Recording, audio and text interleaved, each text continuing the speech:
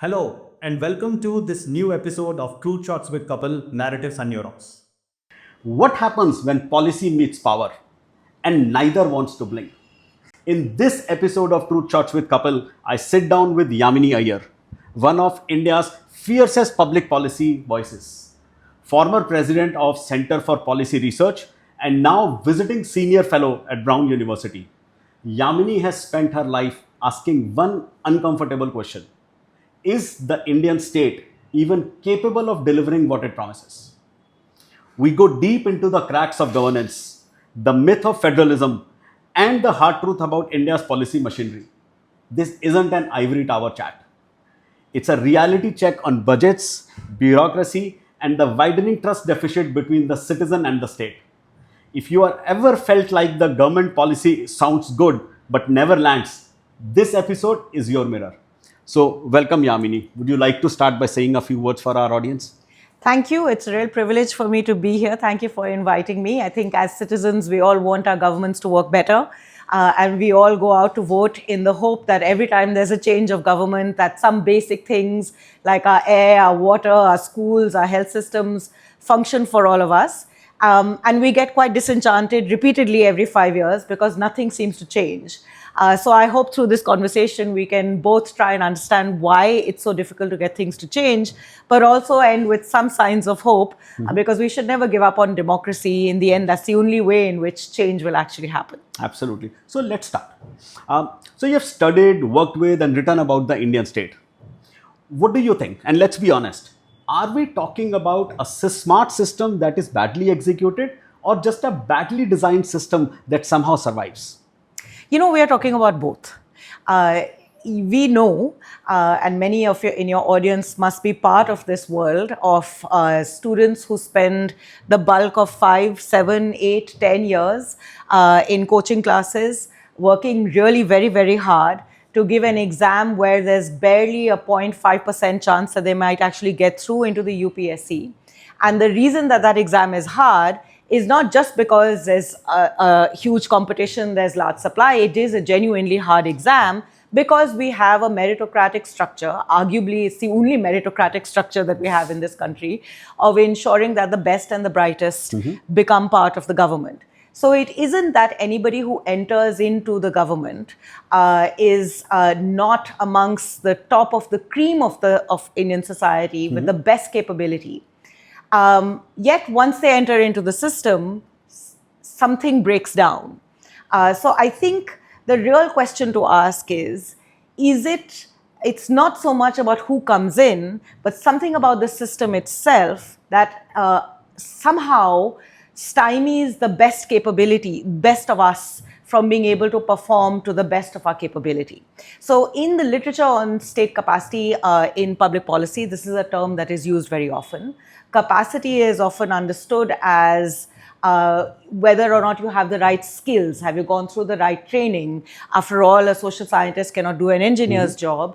And I know many engineers think they can do social scientist's job, but let me say it's a little bit of both. You have to have a little bit of that training as well. I'm an engineer. Yeah, see, So in our country, almost everyone is an engineer, and then the engineer becomes a historian, which is, I'm not about silos and disciplines. There's always integration, but you have to learn the discipline of history, right? So it's not like we are lacking in the skill.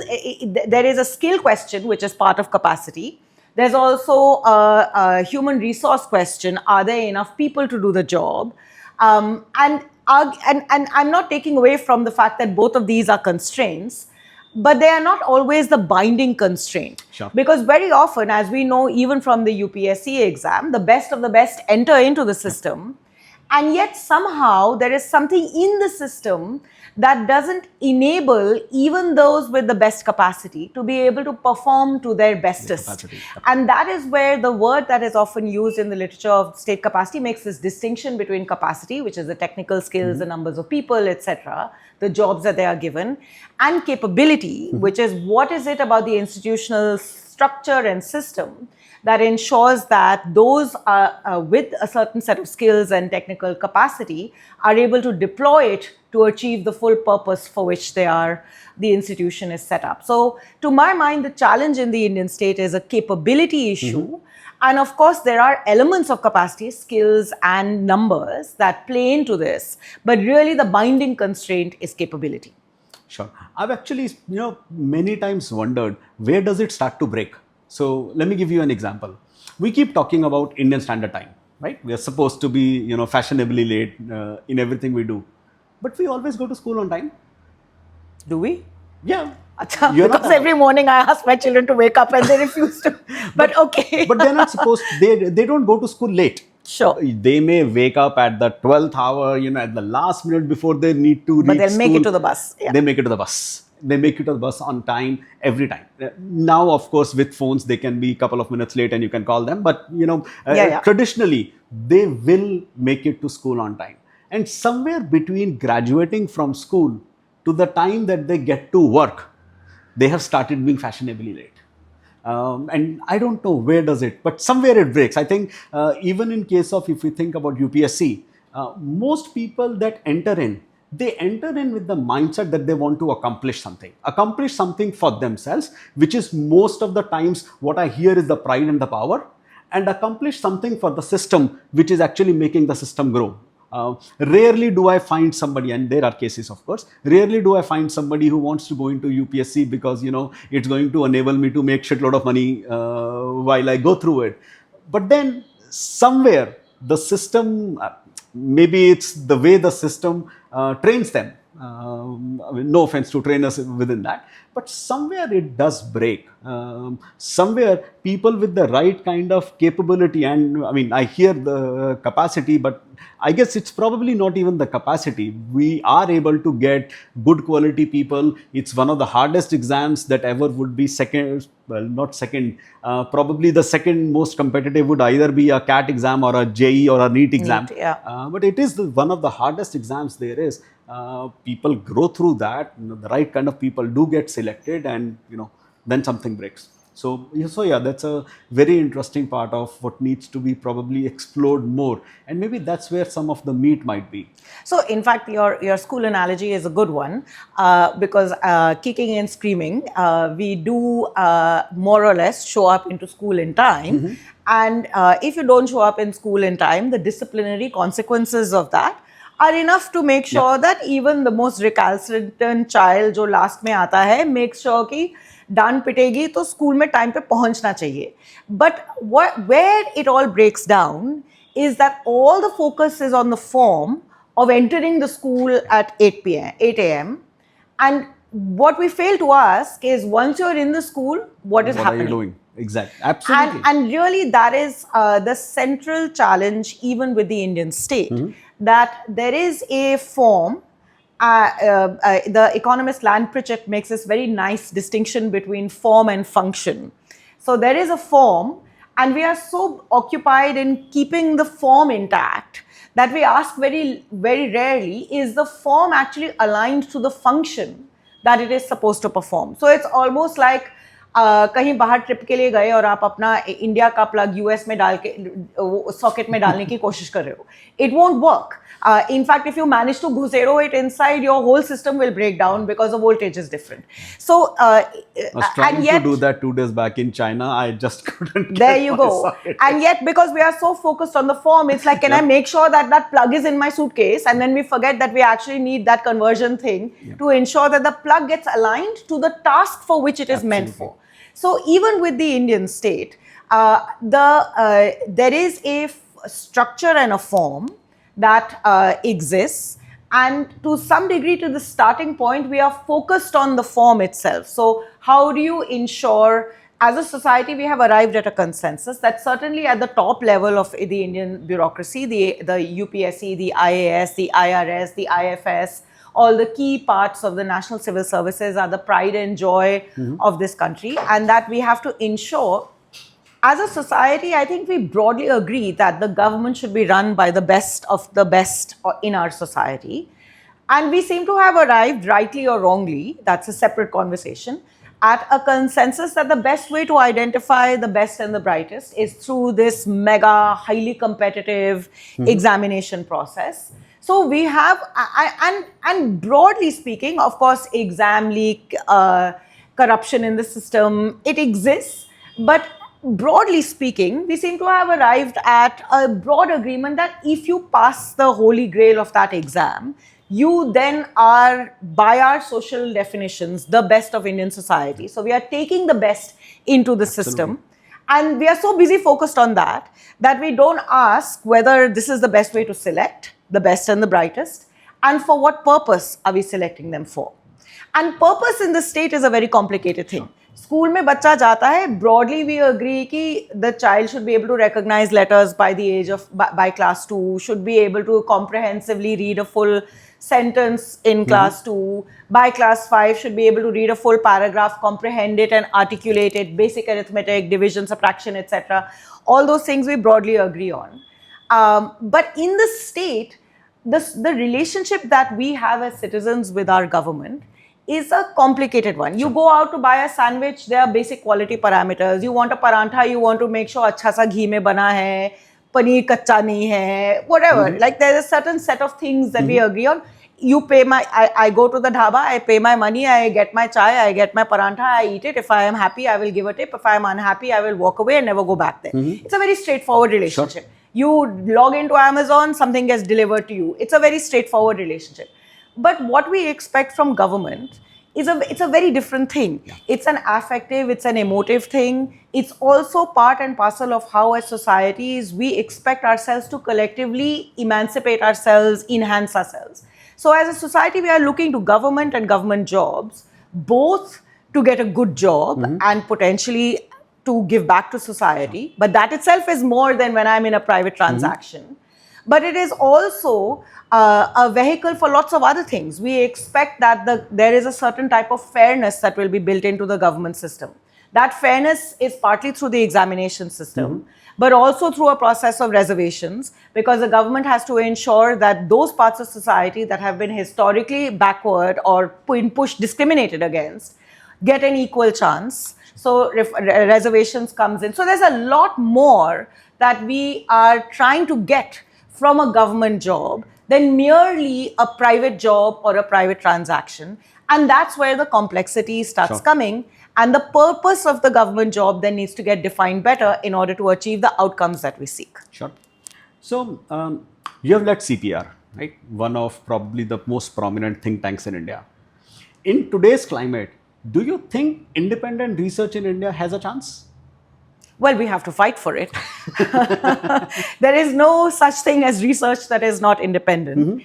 And it is true that we are at a very difficult moment for rigorous independent scholarship, because anything that is rigorous and independent will by definition be curious enough to ask questions, uncomfortable questions, and in the process of answering be led by where the answer is taking you, which may not necessarily align with everybody's worldviews or with the political flavor of the day. So critical thinking, asking difficult questions and openly critiquing is part and parcel of the nature of what independent research and rigorous scholarship is. And of course, we are in a political moment in India and frankly in many other parts of the world as well, where that kind of independent critical thinking is being challenged, particularly by those who have the power and authority to challenge. So it isn't as open as it should be. A democracy's foundation is on openness and public engagement, in which there will be widespread critique and dialogue and debate and back and forth. Amartya Sen described us as the argumentative Indian. We are now increasingly becoming less argumentative as a way of defining our nationalism. And I think that that's a serious problem. Sure. So let's talk about federalism, which is probably one of the most important aspects of our constitution. Where do you sit in the state control versus the center control, the autonomy that should be given? So look, India has always had a very unique history of federalism. And it goes back to our kind of founding moment as a modern nation state against the backdrop of partition, when the constitution was being debated. Our founding fathers and mothers had a unique challenge. And the challenge was this. The basic foundation of the freedom movement was built around an understanding of a notion of a modern state that would be that would be an umbrella that ensured that the diversity and plurality of what made Indian society so distinctive and in so many ways so robust and dynamic be preserved. So we have multiple languages, multiple religions, multiple ethnicities. How best to preserve this, yet at the same time ensure that it stays together within the edifice of the modern nation state against a backdrop of partition, where the country was being torn into two parts. And the kind of balancing act that they built through the constitution was quite unique, because so India is not like a traditional federal country where states have unbridled powers. We actually are a federal country in which the constitution gave to the center very strong powers, because a strong center, particularly at that point in time, was crucial to the challenge of consolidating and building the modern nation state. So, for instance, the central government has powers of taxation, much higher powers of taxation than state governments do. The central government, the union government, as the constitution defines it, has the power to redraw state boundaries, which is very distinct, and almost no other federal government in the world has this power. But as you could see over the course of the evolution, take the challenge over language and redrawing state boundaries around linguistic identity, which was one of the first big challenges that the modern Indian nation state faced after the aftermath of partition. Because the union government had the powers to redraw state boundaries, they were able to respond to assertions of language, linguistic identity, assertions of ethnic identity, to create linguistic boundaries for states, and that provided the basis for the federal settlement. So a stronger union government in a federal structure is quite unique, and so therefore, Indian federalism is often defined as quasi-federal or holding together federalism, where a strong center kind of brings the states together and finds ways of balancing it out, rather than, say, like in the United States, where states kind of came together and said, we'll willingly give up some types of autonomy in order to have a federated structure of a nation state. So the tensions in Indian federalism, the reason I harbor this point, have always been articulated through this tension of a strong union government that was necessary in order to create the sort of broader federal union of India. And at the same time, because the union has a significant number of powers, it has often used those powers in ways that have not necessarily been federalizing. So when you reorganize boundaries of states in response to assertions of identity, you are promoting federalism. When you use emergency powers to dismantle an elected state government, you're undermining the federal structure and centralizing. When you use the powers of taxation in order to ensure that there would be to empower states, we created the structure of a finance commission that would take the collective of the taxes that are collected by the union government and distribute it on the basis of a formulae across all states of the country, so that there was equalization.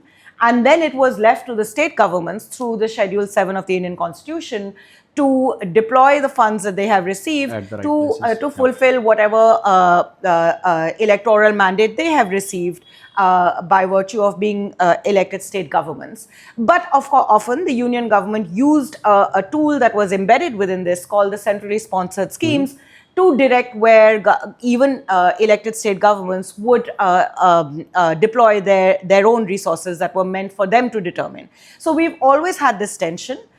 This tension has often got exacerbated when there are strong single-party majority governments. We saw this in the early years. We saw it particularly in the 1970s under Indira Gandhi. Coalition governments changed the dynamic a little bit in the 1990s and 2000s, and we are seeing it in a much more defined way in the present. But there's one very significant difference today compared to moments of centralization in the past. And the difference is fundamentally around the question of whether federalism is a necessary tool to protect and preserve India's diversity and pluralism, diversity of language, diversity of religion, diversity of ethnicity, or is federalism an administrative tool? And in fact, we have to move in the direction of homogenization. So one nation, one language, one nation, one identity, one nation, one election, one citizenry with other religions being treated as second-class citizens. And I think that's really where the challenge is, which is why you see the kind of tensions that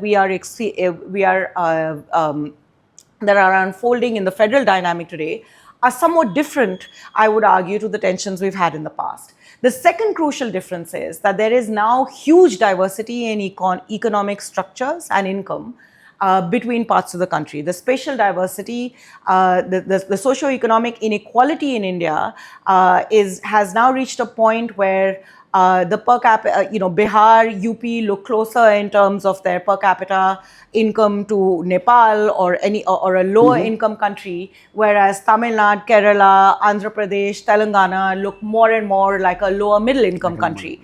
And the two are not converging.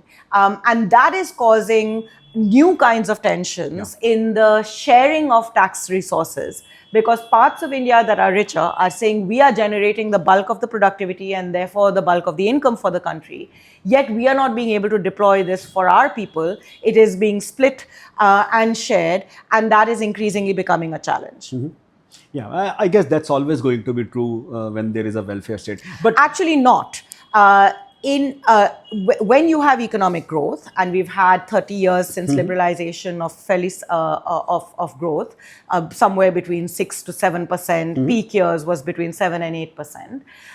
We have been able to lift the largest number of people out of extreme poverty, only extreme poverty, let's be very clear. So there have been some achievements. Usually growth, at least at the starting phase, kind of creates divergence, both also spatially, as more productive areas enhance their productivity. And people start moving from less productive areas to more productive areas, and over time, capital and labor start spreading more widely. And you finally see that divergence converging. In India, for a whole host of reasons, we have only seen divergence. Sure. We have not seen convergence. So it is that extreme divergence that as a nation we should be extremely worried about, because this is a serious, serious challenge of inequality that we confront. There is inequality between people, and there is spatial inequality, both of which are coming together, which without serious thought and policy intervention and frankly better federalism, we will not be able to resolve, and it will only lead to deeper social upheaval if we don't resolve this. So it's not something that is natural. It is something that has happened on account of a whole set of things, including state capacity, different levels of state capacity and the dynamics of our politics. But it is something that needs to be addressed and responded to urgently and quickly. Sure. And I find it interesting. I think it's not just a India question. At this point, probably this question about federalism is being asked across the world. We're seeing what's going on in the US right now. Well, the US is a much more federal country. In fact, one of the big differences between the US and India is that because it is a much more federal country, there have been more bulwarks at the state level than they have than they are in India. But yes, it is being challenged. One of the biggest challenges, for example, recently in Los Angeles, when there was a massive protest, the federal government, the Washington, kind of used its powers very unusually, so it's almost never been done, to deploy security forces into Los Angeles. And the governor of Los Angeles and the presidents and the White House then had a major back and forth because it was argued that this was somewhat unconstitutional. But because the nature of its federalism is much deeper, I think in some ways the bulwarks are stronger than in the Indian context. Right, but the question still is being asked. Where is that line? And I think that's the same question that we keep struggling with in India as well. Of course, we are a much different structured federal country than what US is. But even within that, the questions are being asked. I mean, should the federal government, should the central government have sent out forces in Los Angeles? Absolutely. Should they have deployed the national security guards? Should they be going out and conducting the raids that they are doing? Where is the line? And those questions would still come in. And I think those questions would also force the same question that we are asking in India. Whether it is around linguistic lines, whether it is around identity lines, whether it is around religious lines, or whether it is around other lines. How do you kind of create an ecosystem or a structure where everything can be treated equally? So just a slight nuance to that. I agree with what you're saying, but I'd like to nuance it a little bit. I think the difference between federalism in the US and federalism in India is the holding together versus coming together difference. Right. So in the US, states came together to give up some degrees of autonomy to create a federal system, and so there was the terms of the compact were different, and various states actually held on to many things. So, for example, taxation, income taxes are very different in the US.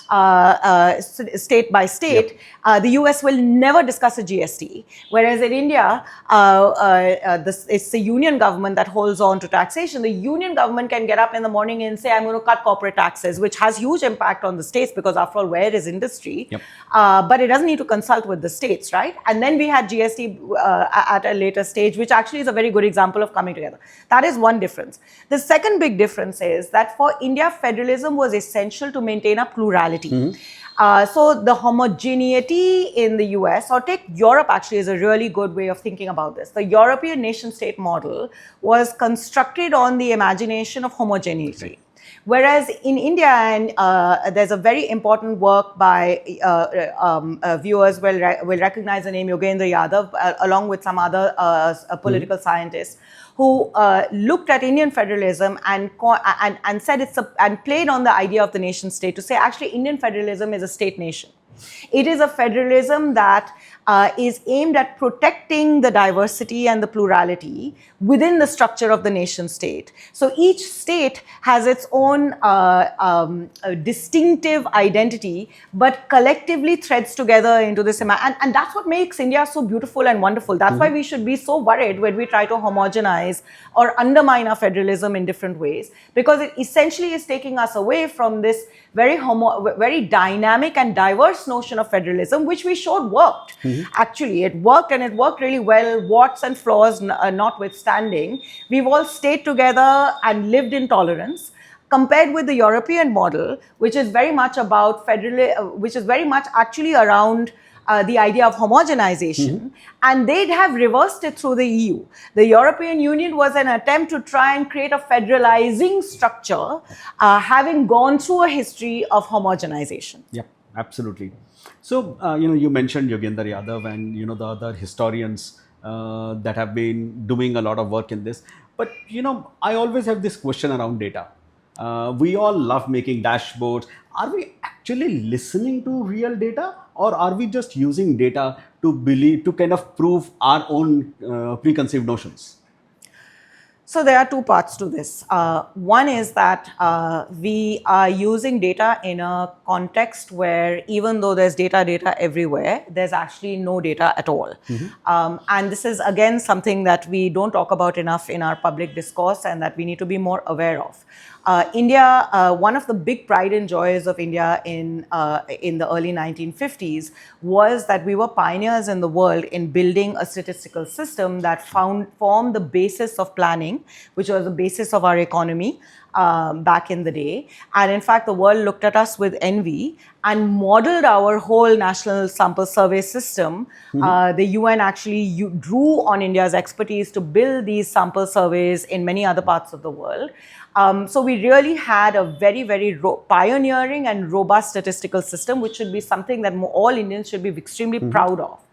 Over the decades, first due to bureaucratic lethargy and general atrophy of our institutions, and now increasingly, I think it's become part of the political kind of moment, we have significantly done everything that we can to undermine our statistical system and politicize data in ways that ensure that the integrity of data has become questionable.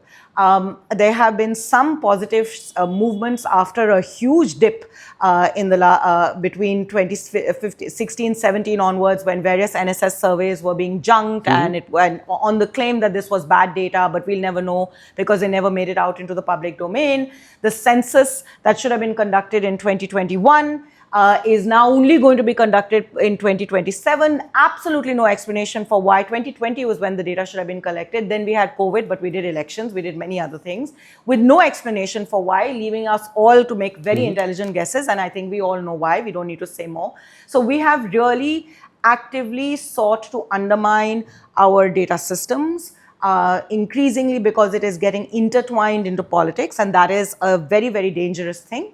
And secondly, of course, the fact that our higher education and university system has also not been at the cutting edge of innovation. Sure. So where we used to produce some of the most innovative statisticians, we are now no longer being able to produce at that level. So there is a whole other pipeline issue also that needs to be addressed. So let's first, the first and most important thing that we need to restore is the integrity and the independence of Indian statistical systems so that we get robust, authentic data that can then generate good public debate. I mean, there were many challenges with the NSS system.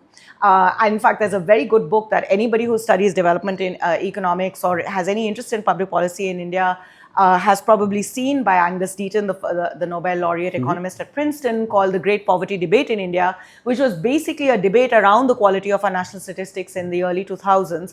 Those were the kind of high quality debates that we used to have about how we can improve our systems. Now we are fighting about census को 2027 में क्यों कर रहे हैं जब 2021 में होना चाहिए था. So, you know, there has been a huge deterioration which needs to be addressed. In that context, when you get deterioration of data and polities are getting increasingly polarized, there's always a famous phrase, there's lies, lies and statistics. Statistics can be deployed or tweaked and used in all kinds of ways. Absolutely. People will use, but which is why the integrity of statistics matters, because it's only when this gets debated in the public domain, multiple points of view come to bear, and there's dialogue and discussion, can you have a healthy debate and a healthy arrival at as close to the truth as you could possibly get, or multiple points of view, so that individuals can exercise their good judgment to arrive at what are then broadly acceptable social truths. So the absence of integrity of data makes this whole process of debate and dialogue to arrive at consensus or different versions of truth that can then confront each other and dialogue with each other much more difficult, and that's what we should be really worried about. And there's a last issue here, which is around the purpose of data. If you look at bureaucracy today, they will tell you we have an MIS for everything, a management information system in which you can track in real time. School में midday meal मिल रहा है, midday meal में आज राजमा दिया कि पनीर दिया कि मटर दिया. Great. No complaints about that. But it's data everywhere. To what purpose? Have we built systems to ensure the quality of data? Are we collecting data that is useful data, i.e. data that can be used to improve whatever it is that you are seeking to do? So if data has a democratic purpose, all citizens should know where and how government is spending money, then all this MIS information should be made available in the public domain. Actually, increasingly, you will see, whether it's through right to information or through trying to scroll through data that is made in that is put in the public domain, increasingly there's actually a paucity of data, even though government is collecting a lot. Inside government, we find, and that's how a lot of my work has tried to look at this, even though these data collection systems have increased rapidly, Anganwadi workers have tablets, A&M workers have tablets. You walk into a school, they're spending all their time filling up performers and tablets and putting data into the MIS system. But data for what? That data is never, the individual who is putting in the data is not empowered to use the data to improve anything. It's just data to be able to say in a meeting ki हाँ हमने performer भर दिया. So when data becomes an end in and of itself, it ends up becoming garbage in and garbage out without achieving the purpose for which it is meant to be. So there are, to sum it up, I think 3 challenges that we need to confront. Firstly, the integrity and robustness and independence of India's statistical system, so that we have high quality data that we can then deploy. And that's the second challenge. In a very polarized polity, data should be used to have all points of view presented, and those can be critically debated, for which we need independent scholarship and research and space and freedom for critical thinking. So freedom of expression, academic freedom are crucial. And thirdly, within government, as we are collecting data on a massive basis and a massive scale, every single hour, a new data point is, every single second, actually, I would say a new data is entered into some MIS system somewhere. We have to ask, is this data for a democratic purpose, which then should take us back to the first 2 points I made? And is this data for the purposes of improving the, of enabling and empowering government to perform its job, whatever that job may be? And if so, do we have systems to ensure that this data just doesn't become garbage in and garbage out, but actually a source of dialogue and debate within government to empower officials to implement programs to the best of their ability? And all these three things are lacking in India at this point. Sure. So I guess I would say these three things are lacking not just in India, but probably it has also to do with the nature of the world that we live in now. The interconnectedness, has one disadvantage, which is that anybody with a loudspeaker can speak and be heard across the world. Doesn't need to be an expert, doesn't need to be a champion, just needs to have a mic and the ability to speak. And what that is also doing is that we are always living we're living in an era where we are in election mode all the time. Where we are in, let me not use the word election mode, where we are in a defensive mode all the time. And that goes across polities, that goes across, whether you are sitting in the government or sitting in the opposition, that goes across whether you are sitting on the table or sitting on the other side of the table. We are always in a defensive mode to figure out what we are doing. And a good example I can think of is, it seems like an era back when Arvind Kejriwal first became the chief minister in India. I wrote a blog that was talking about how this shows the maturity of the Indian democratic system. That somebody coming from almost nowhere could really, come up, form a political party, start getting into the middle of things, and specifically in Delhi, in the capital of India, where politics is at its peak all the time. If somebody is able to come in and grasp that power and be the chief minister and actually come in with the kind of authority that they came in with. However, right after that, one of the things that I heard from across the political spheres, or actually across the bureaucratic spheres, is there was little to no work getting done, because everybody was very defensive about what would happen if I take an action. Whether that action is actually being done with the benefit of people, or for the benefit of the ecosystem, or for the benefit of self for that matter, but everybody was too scared. And I think in a lot of ways it wasn't about Arvind Kejriwal coming in and saying no corruption. Interesting, he landed up in a corruption scam later on. But even beyond that, I think the fact that we live in a world where every action is evaluated and is debated upon, not in the national media, at the end of the day, but on, Twitter and Instagram and, all other places all the time. I think it has changed the way policy is being looked upon and the way policy is being created. And that, I think, is always the question: is the policy making now, is it being done fairly for the purposes of optics?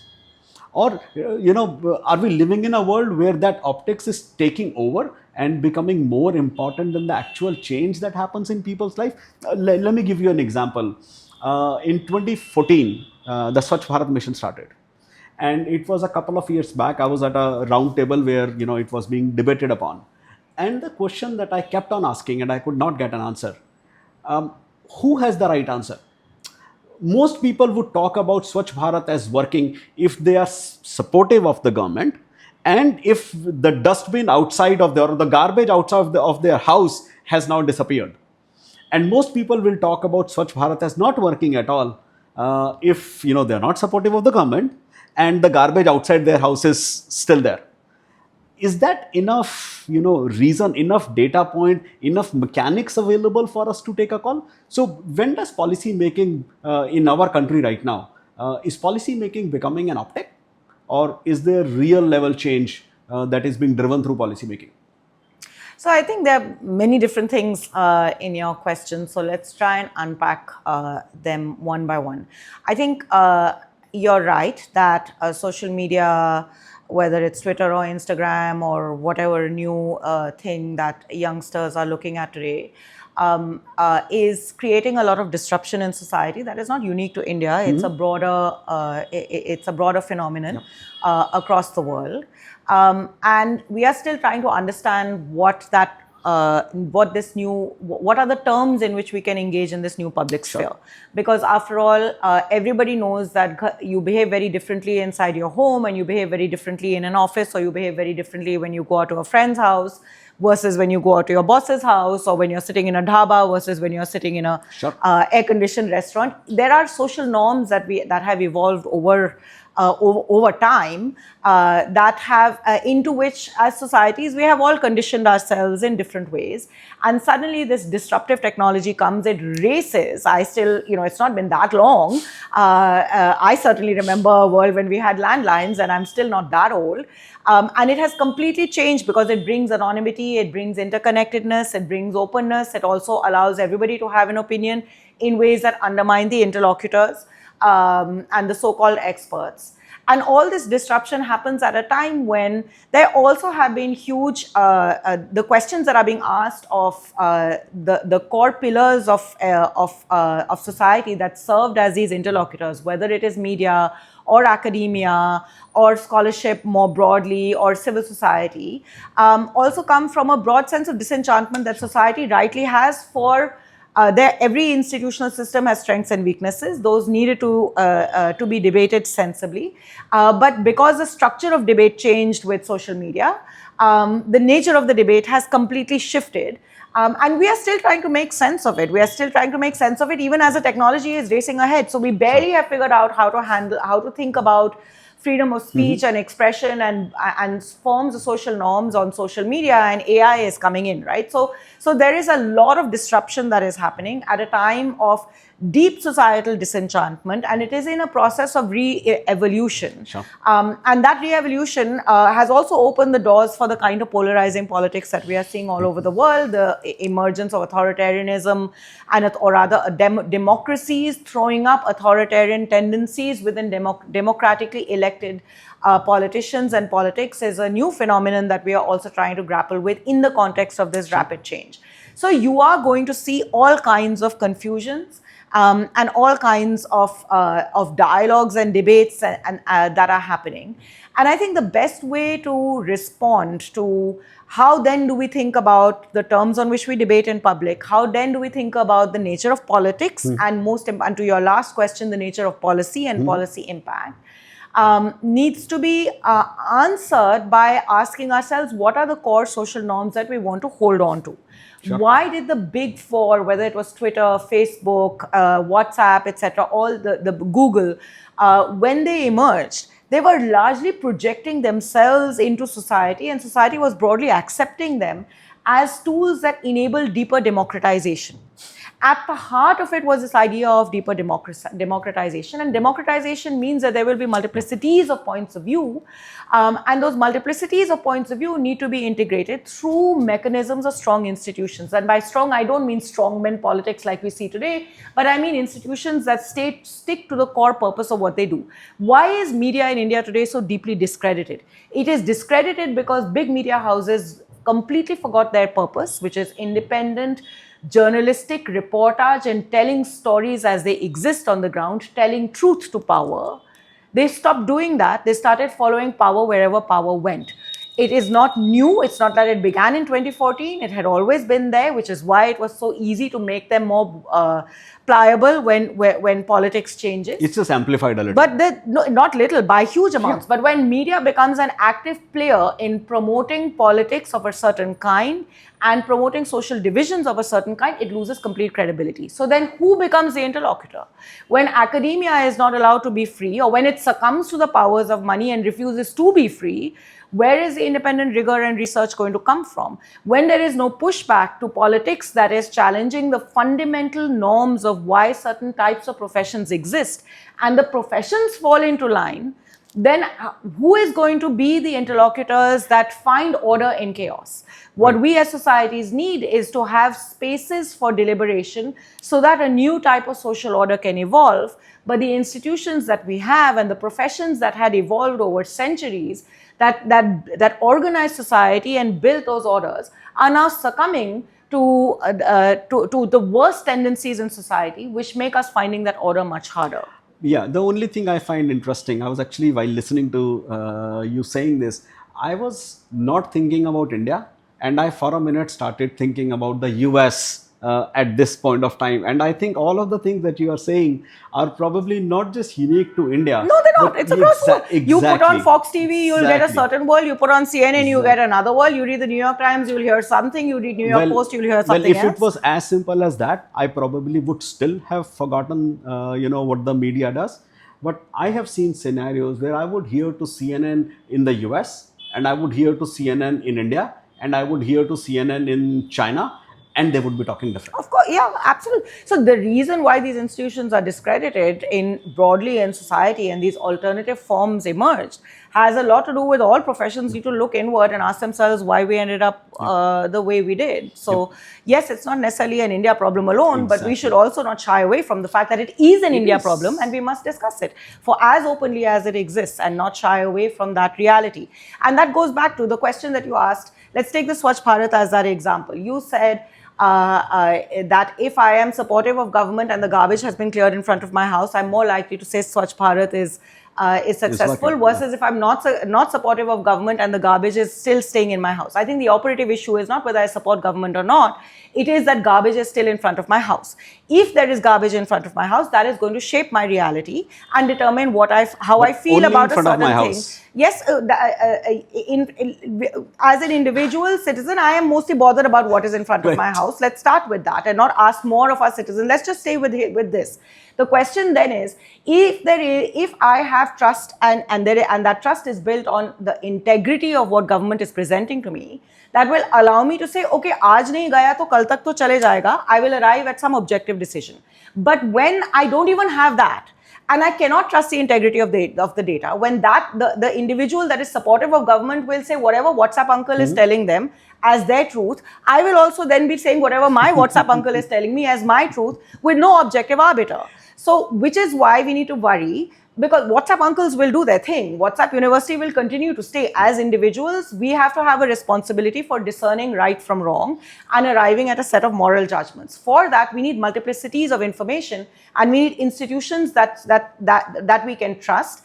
In order for us as individuals and as a society to trust institutions, the institutions too have to remain integral to the purpose for which they have functioned. Right, but there is a very interesting aspect in this. And I come from a digital marketing background. I mean, I was one of the first agencies that actually started or unleashed, sometimes I say wrongfully so, unleashed the power of social media into Indian politics. I was, one of the first social media agencies to political parties back in 2013, 2014.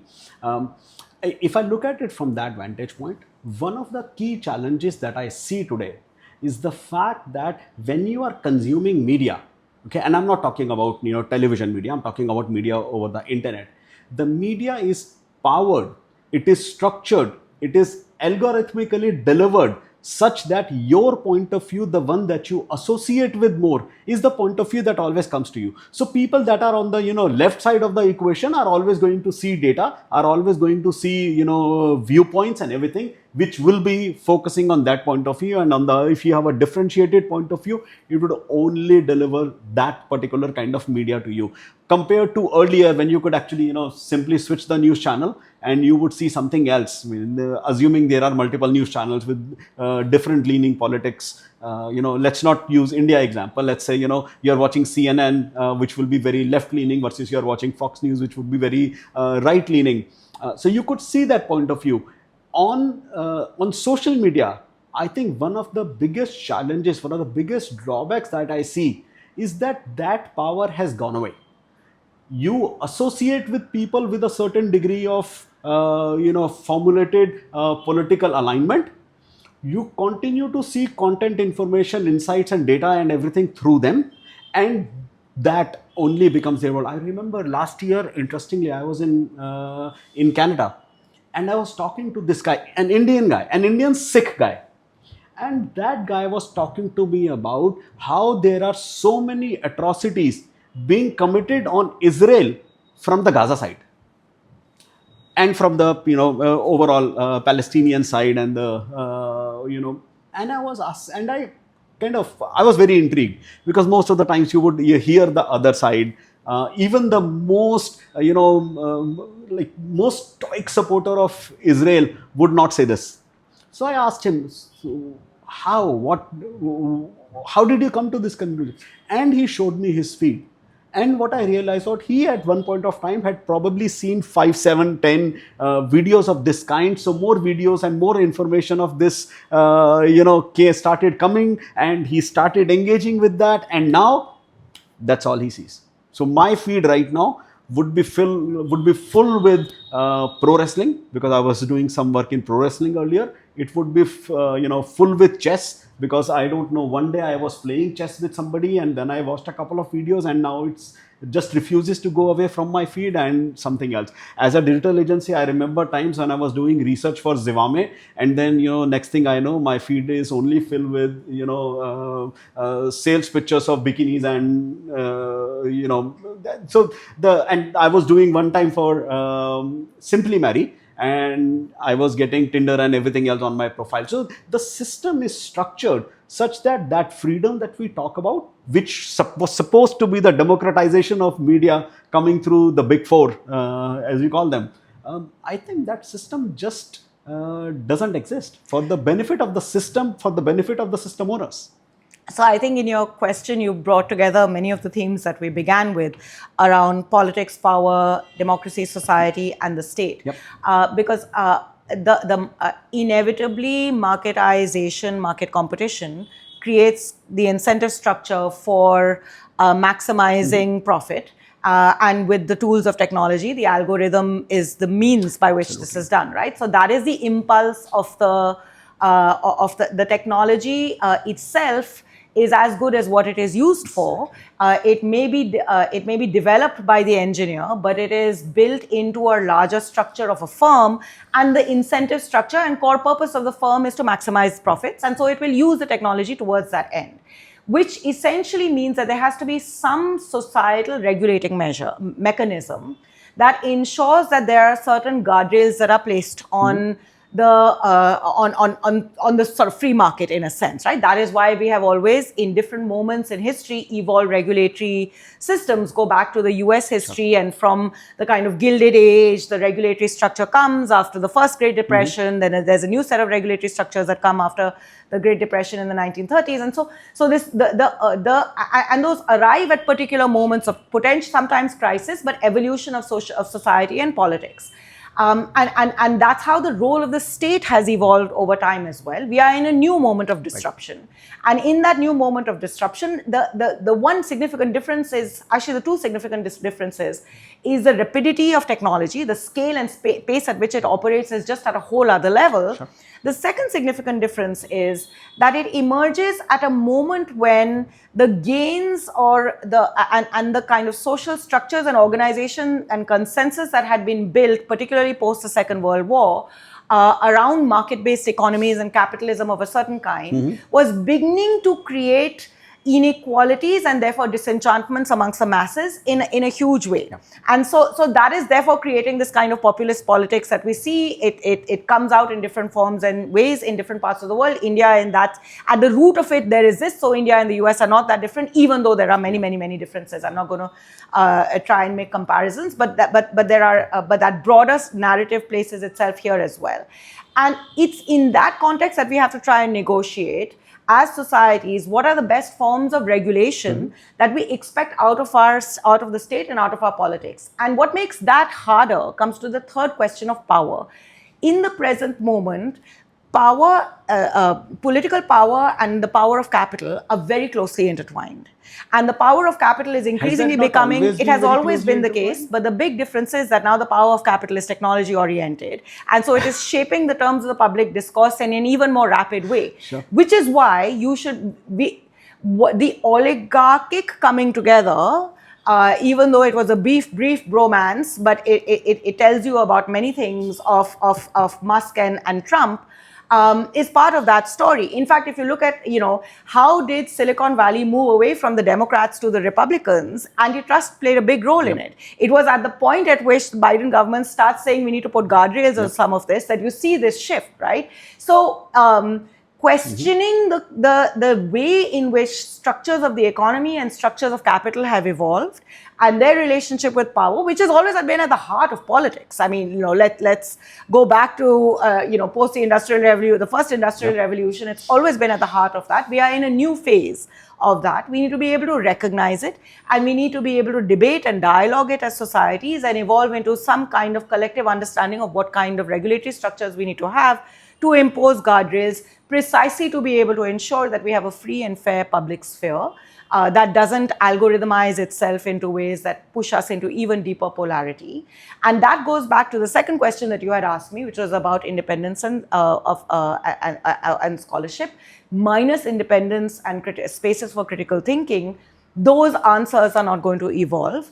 Democracy comes in at the heart of this, and that's why democracy needs to be preserved, and that's becoming even more challenging because you're seeing populism and capitalism coming together and technology coming together so closely. So we confront a challenge, but spaces like this are important for us to talk about these things. By the way, the brief bromance that you talk about, I'm not sure. It may not be brief, but you don't know. It may come back.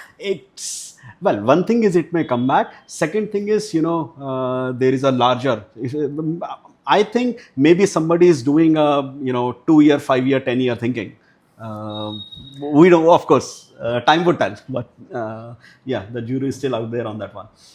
So you now live in the US as a. No, I live here. I was in the US. I have an affiliation with Brown University. I go back and forth. I was in the US last year. I'll be in and out again this year. But I live here. Right. So when you go, working in Brown University, and in some ways at points of time, you get to look at India from a different vantage point. And does it look different? I mean, it looks different, of course. In what way? I mean, there are so many ways in which I can answer that question. So just so I want to understand it from 3 perspectives: from a political standpoint, from a social standpoint, and from an economic standpoint. Well, from a political standpoint, it looks different in the sense that I think I'm very proud as an Indian for the core values of what we represent as a nation. We represent the possibilities of demonstrating to the world that you can have democracy in what in the early 1950s was considered to be an inhospitable place for democracy, that democracy runs so deep in our veins that we will preserve and protect it in every which way. That we are a unique experiment for the distinctive capacity to be a state nation and not a nation state. Our plurality, our diversity, our secularism, our tolerance are at the heart of who we are as a nation state, and our audacious experiment as a liberal democratic constitution. I'm extremely proud of all of these things, and I proudly tell the world this is who we are. And the world asks me difficult questions, rightly, which I'm not shy to answer, even though many in India get upset when we critique ourselves. But I think self-criticism is at the heart of our democracy. And I'm very open to the fact that precisely these things that make us so amazing are being challenged, as they are in many other parts of the world as well. And we must talk about it. So at this moment in time, politically, certainly, many questions are being asked of what we are doing, what is happening internally to precisely these core values of who we are as a nation, and particularly around questions of minority rights. And as a proud Indian and proud of my heritage, I talk about all of these things with pride because I believe that only in talking about them can we preserve what is of great value to us. This is not anti-national. In fact, in my view, it's deeply nationalistic to talk about the challenges we are facing at home in order to strengthen ourselves. Sure. So, as somebody who is... Sorry, that you said politically. Political, social, economic. I think socially and culturally, there are also some really, it's a much more integrated world.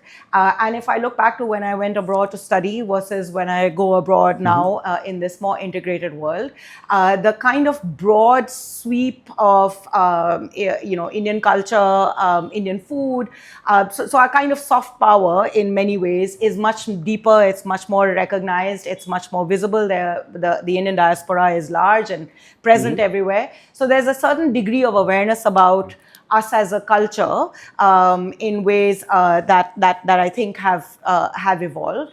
Economically, and I think this is again something that all of us as Indians should ask ourselves, think about harder and engage with. Frankly, India has always been this great, this country with huge opportunity and potential, but it has always remained the country with huge opportunity and potential. It's not being able to convert that potential into really becoming the economic powerhouse that we are capable of being.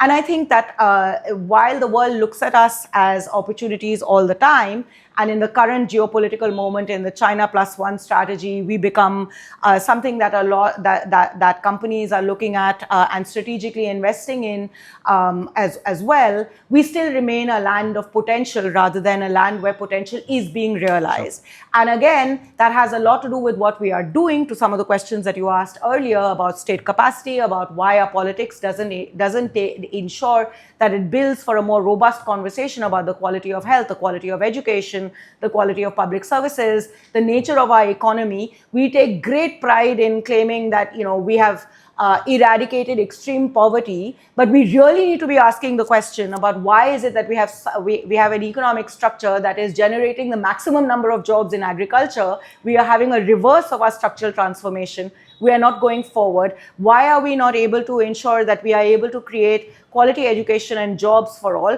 Those are the questions that we should all be focused on consistently and always.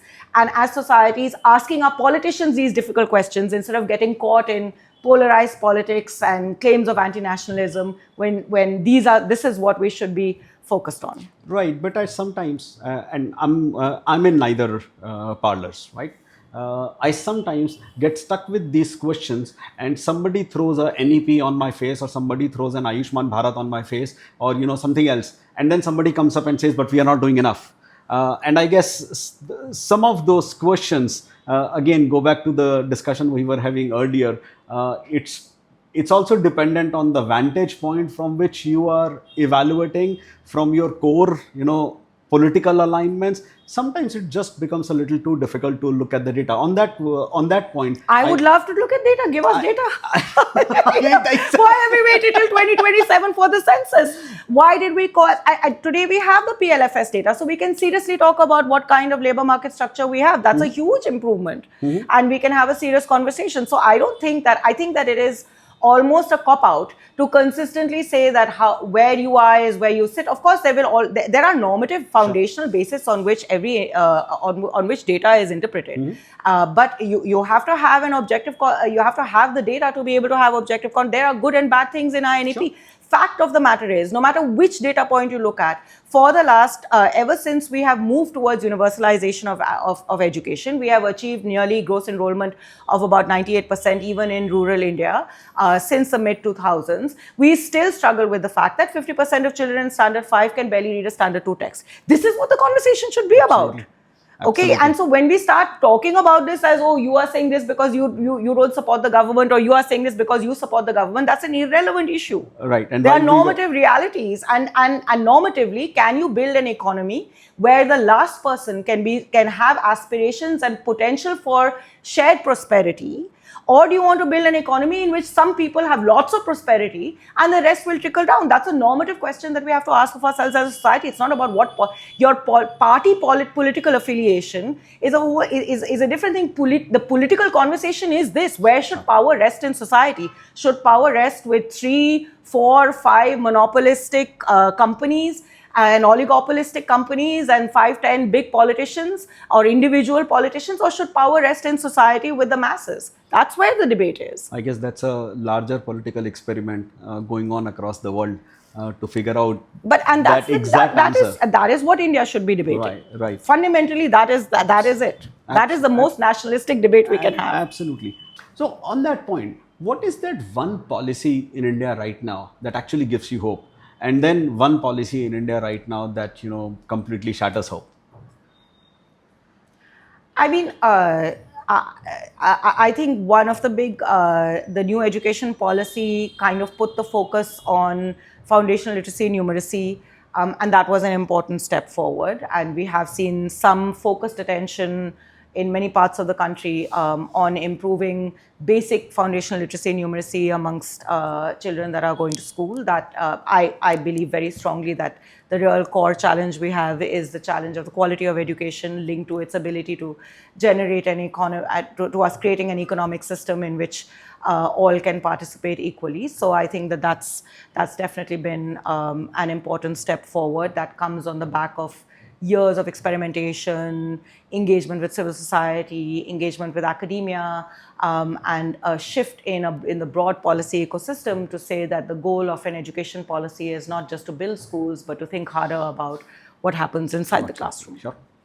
I think the thing that worries me most is not necessarily policy specific, but it's this larger question of creating a politics and then associated legal and policy that are seeking to consistently create divisions within society and undermine the core constitutional principles of equality, liberty, and justice that were baked into our project of modern nation building. And there are numerous examples of that. Sure.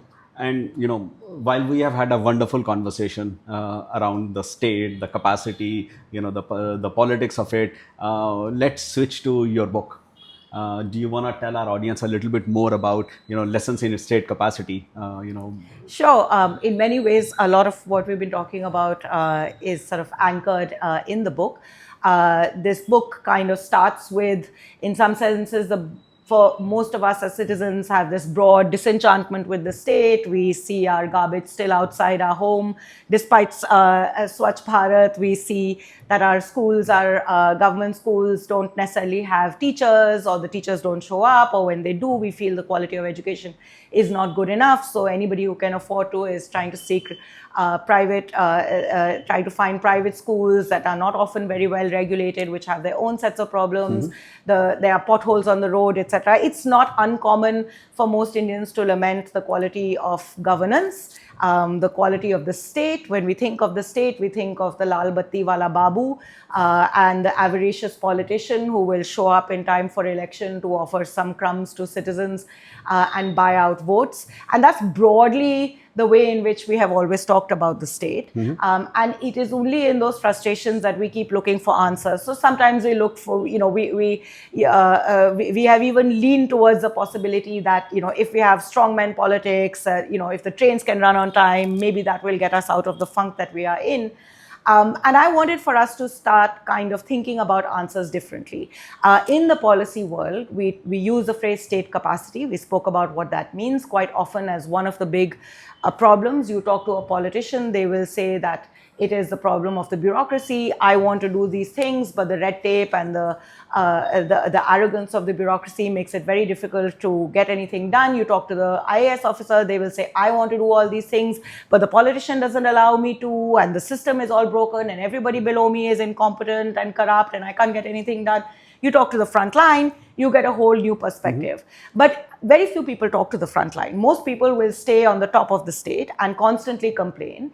And so even in our conversations about state capacity, a lot of the focus has been on how do you get that front line, the block officer, the school headmaster, the village officer, the panchayat secretary, the A&M, the ASHA worker, to work. Because we broadly seem to say, in the way in which we frame the challenge of state capacity, that there are times, sure, there's a bigger question of political will, but there are times when politicians want to do things. There are times when senior bureaucrats want to do things, but the inability to do it is all on account of these corrupt, incompetent, useless people on the front line.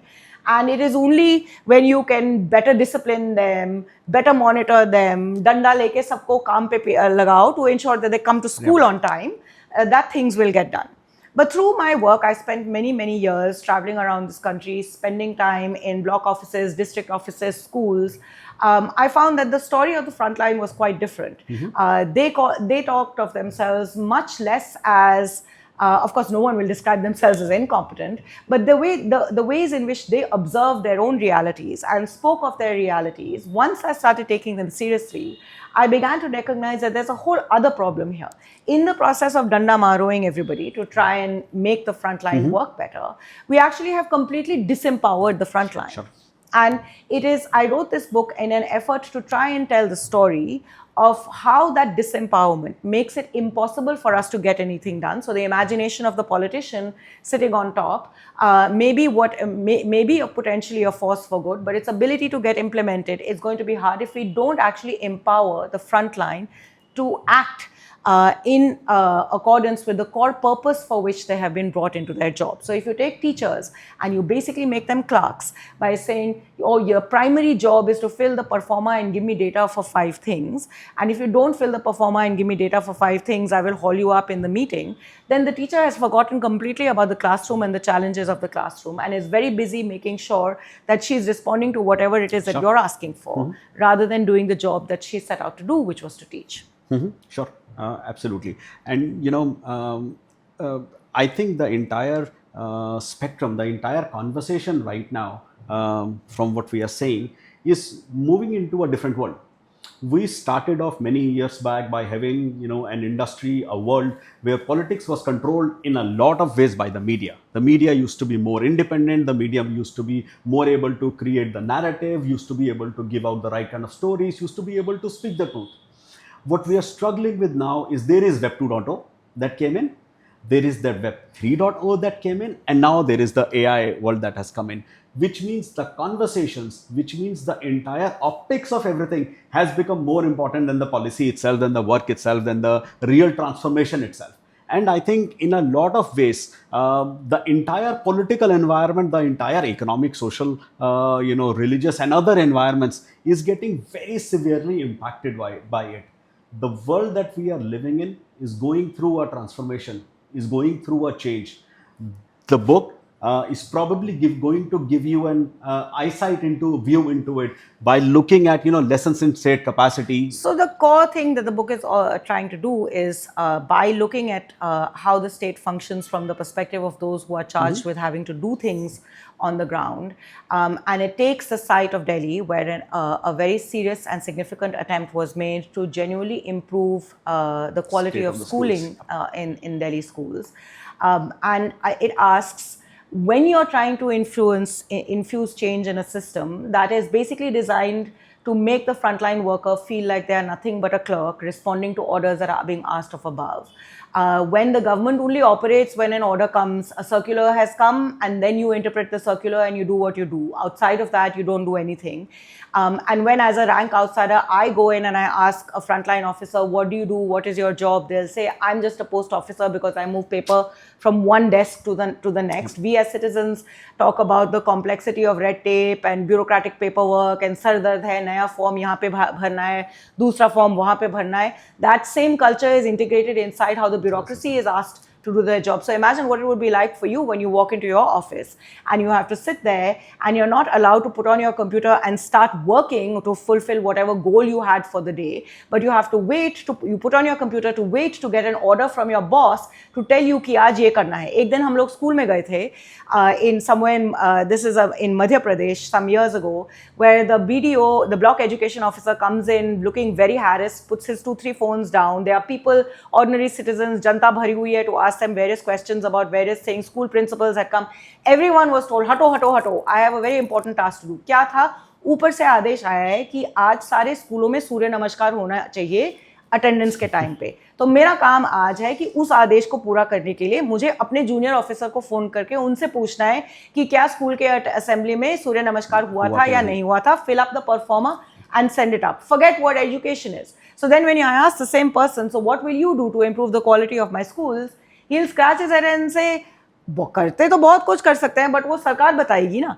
And then we are sitting there going, but who are you? Aren't you सरकार? So when you create a hierarchical structure and a process and a structure of working and a work culture that takes away from every individual on the ground the core purpose of why they were there, trying to then infuse reform in that system is a very hard ask.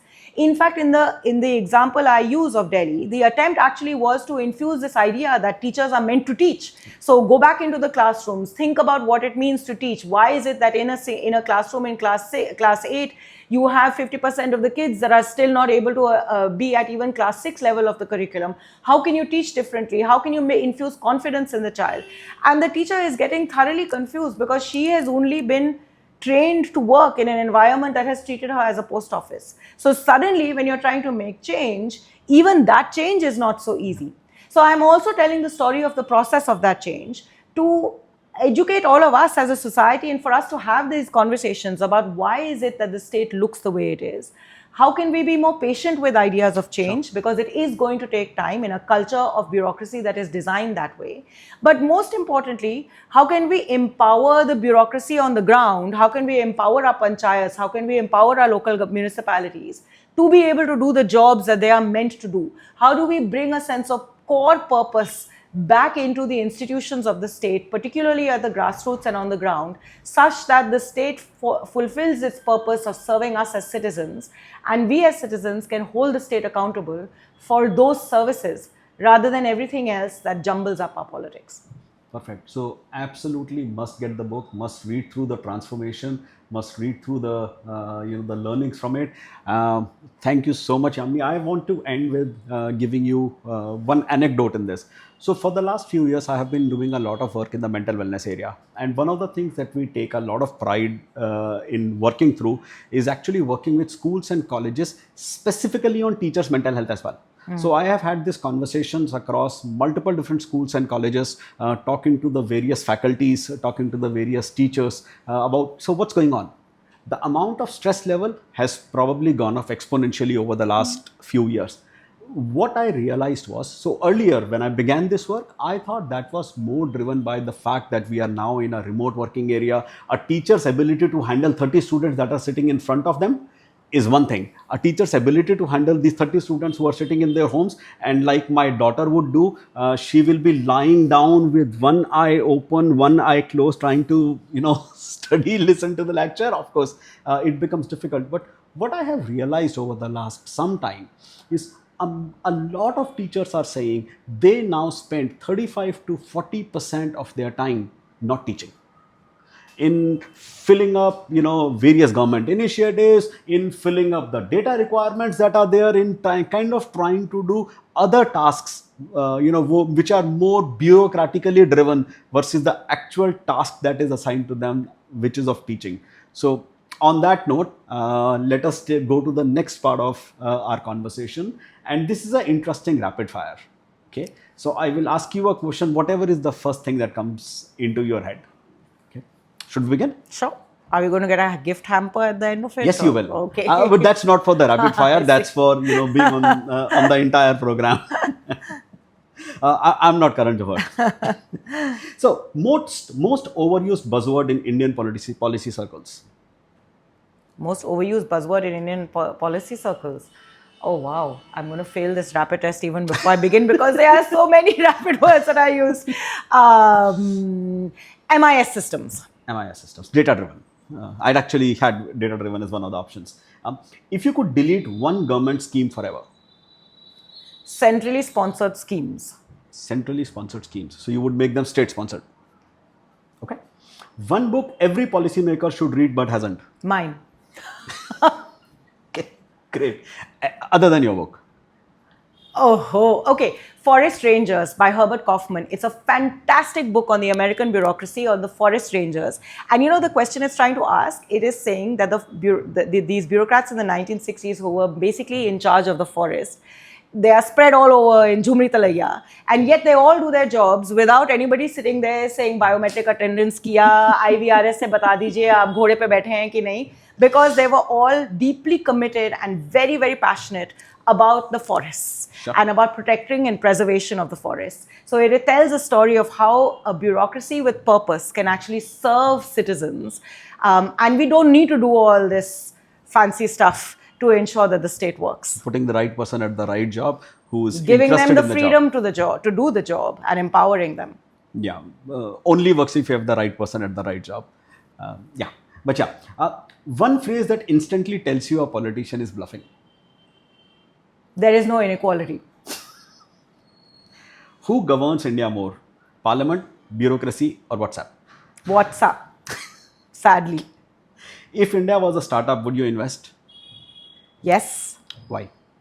Because there is no experiment better than ours of multiple languages, multiple religions, multiple people living together in peace and harmony. and collectively.